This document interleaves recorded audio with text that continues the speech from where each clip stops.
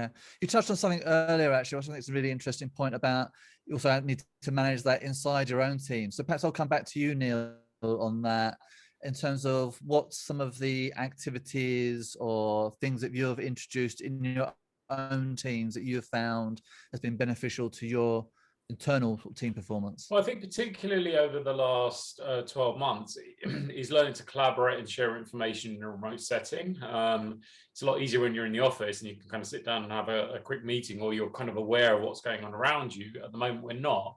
So I think we've had to think about new and different ways of being able to collaborate. Before the whole pandemic scenario started, I think Teams was something we kind of used as a way of just maybe messaging each other when we're outside the office. Right now, like, it's something that is an integral part to the running of our business. Before, before March last year, if you'd taken Teams away, it would have had zero impact. Right now, we wouldn't be able to operate without that platform. I'm not saying Teams is the only one. Obviously, other platforms are available, but I think it's important that you have a way of being able to engage and share and collaborate in a remote setting. I think that's really, really important.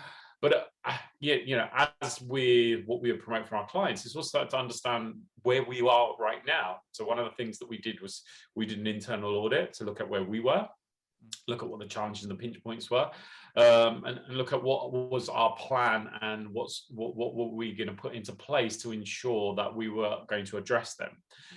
And what was interesting is obviously part of that process led to us collaborating on this app that we put together, the kind of little exercise you can do to really get a sense of sort of how well your team is performing, and really be able to connect you with some ideas and some approaches that you can take to really start exploring what more you can do to increase productivity, efficiency, performance, and in turn the well-being and happiness of your people. Yeah, so you also touched on that. So probably a good time to mention this, that both of these organizations have basically come together and produce an online audit so that anyone, and that's a free audit, that anyone can take. I'll give out the URL in a moment.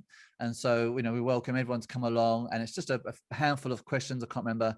It's like between 5 and 10 questions, I think, and it's kind of multiple choice. Instantly get a report